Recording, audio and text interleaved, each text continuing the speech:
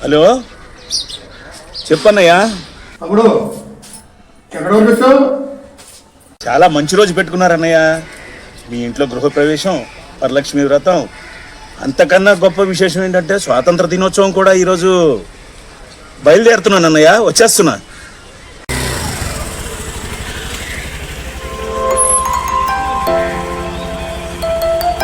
బయలుదేరాడంట, వస్తున్నాడు.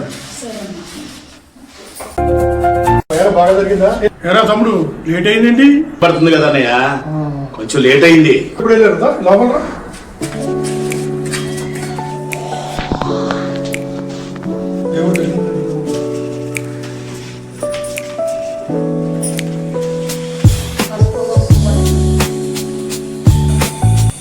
కూడా బాగా జరిగిందమ్మా. ఏం పెట్టావు గ్యాస్ మీద? అది పులిహోరకి బియ్యం పెట్టాను. బియ్యానికి కలిసి ఎలా పెట్టారు?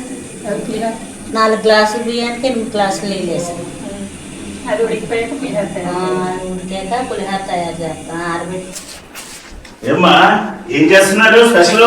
ఇవాళ శ్రావణ మాసం కదండి, శ్రావణ శుక్రవారం అమ్మవారికి ఇష్టమైన పూర్ణాలండి. ఏంటమ్మా పూర్ణాలండి. మా అబ్బాయి పూజ చేసుకున్నారు, అమ్మవారికి పెడదామని అనేసి. ఇవాళ శ్రావణ శుక్రవారం కదండి. 1 కిలో పచ్చిశనగపప్పు అండి, 1 కిలో బెల్లం అండి. ముందు శనగపప్పు ఉడకబెట్టాలండి. ఉడకబెట్టేసి ఈ బెల్లం వేసి పాకం తీయాలండి. తర్వాత దీన్ని మళ్ళీ పూర్ణాలుగా మళ్ళీ ఆయిల్లో వేయాలండి. చేసుకుంటే చాలా బాగుంటాయండి పూర్ణాలు. ఈ కొలతలతోని రానోళ్ళు కూడా బాగా చేసుకోవచ్చు అండి, ఇదే కొలతలతో చేసుకుంటేనండి.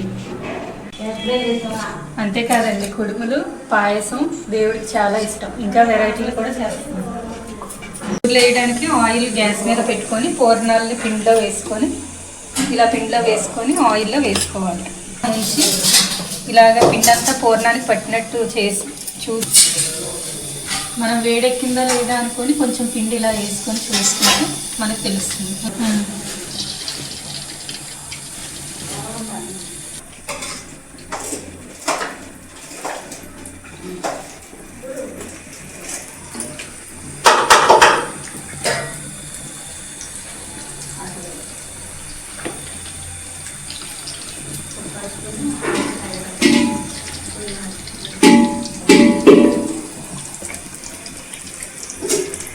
మమ్మీ ఇలాగా పూర్ణాలు వేసేటప్పుడు మంట కొంచెం సిమ్లో పెట్టుకోవాలమ్మా. అప్పుడు ఊర్లు చక్కగా గోల్డ్ కలర్ వచ్చి బాగా ఏగుతాయి. మంట ఎక్కువైందనుకో కలరు రంగు మాడిపోయి తినేటప్పుడు కొంచెం అంత టేస్ట్ బాగోదు. మామ నీకు ఊర్లో ఎవరిని? మా అమ్మమ్మ విజయజమ్మ. నేను వేస్తే కుదరలేదు, వేస్తాను చక్కగా గుండ్రంగా. మా అమ్మకి అన్ని బాగా వచ్చమ్మా. మా అమ్మ అన్ని మాకు నేర్పింది. ట్రై చేద్దాం అనుకున్నాను కానీ నాకు కుదరలేదు.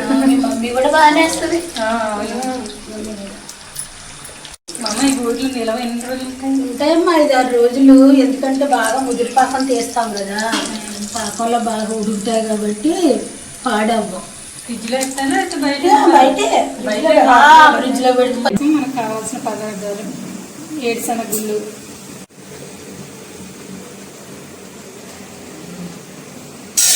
ఇక్కడ నేను కొత్త ఇల్లు మూలని విడిగా తీసుకోవడం అవ్వక అన్నీ ఒక దాంట్లో తీసుకోవడం జరిగింది.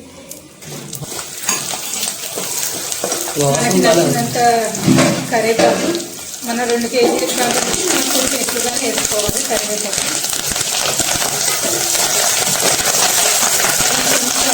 ఇంత మాడితే కేజీ పద్ధతి వస్తుంది. కరివేపాకు స్మెల్ చాలా బాగుంటుంది. తాలింపుకి అది పసుపు వేసుకొని వేసుకొని రైస్లో ఈజీగా కలుపుకోవాలి. ఆల్రెడీ రైస్లో మనం కొంచెం కరివేపాకు, పసుపు వేసుకున్నాము.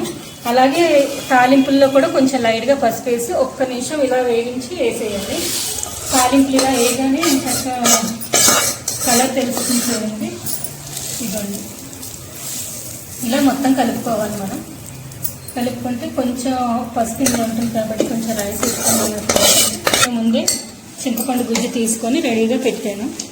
ఇప్పుడు డైరెక్ట్గా కలిపేస్తున్నాను. చింతపండు గుజ్జు కూడా తయారు చేసేది ఎలాగంటే మనం అయినా సేమ్ ప్రాసెస్. మెయిన్ ఏంటంటే అక్కడ నిమ్మకాయ వేసుకోవాలా, చింతపండు వేసుకోవాలి అన్నది మన. ఆల్రెడీ ఆవపిండి వేసారండి. ఇప్పుడు కొంచెం చిటికెడు ఇంగువ కూడా వేసుకుంటే పులిహోర టేస్ట్ చాలా బాగుంటుంది. అన్నం అంతా పట్టినట్టు కలుపుకుంటూ బాగుంటుంది.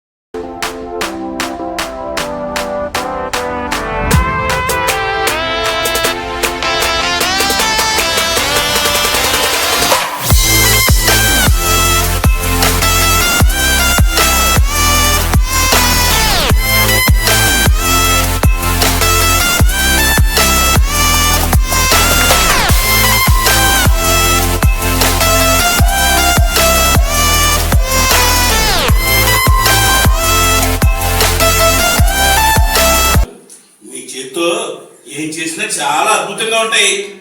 ఈ కూరలు చేసిన, గారెలు చేసిన, పూరీలు చేసిన, పులిహార కూడా అబ్బబ్బబ్బ.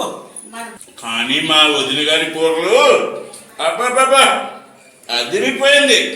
వంకాయ కూర, ఇదిగో వంకాయ వంకాయ పూర్ణం పూర్లు అయితే అసలు చెప్పే పని లేదు. భీమవరం భీమవరం బాగున్నాయండి. పూర్ణం పూర్లు అదిరిపోయింది. నెయ్యేసి ఉండినట్టున్నారు. వాసన అదిరిపోతుంది. దేవాలయం సైడ్ మరి నెయ్యి వేసే వండుకుంటాం, చక్కగా కమ్మకమ్మగా ఉంటాయి. దానికన్నా ఇంకా గారెలు ఇంకా బాగున్నాయండి. సూపరు. ఇదేంటి? పులిహోర. పులిహోరలో మామిడికాయ. అబ్బబ్బబ్బా సూపర్ సూపర్.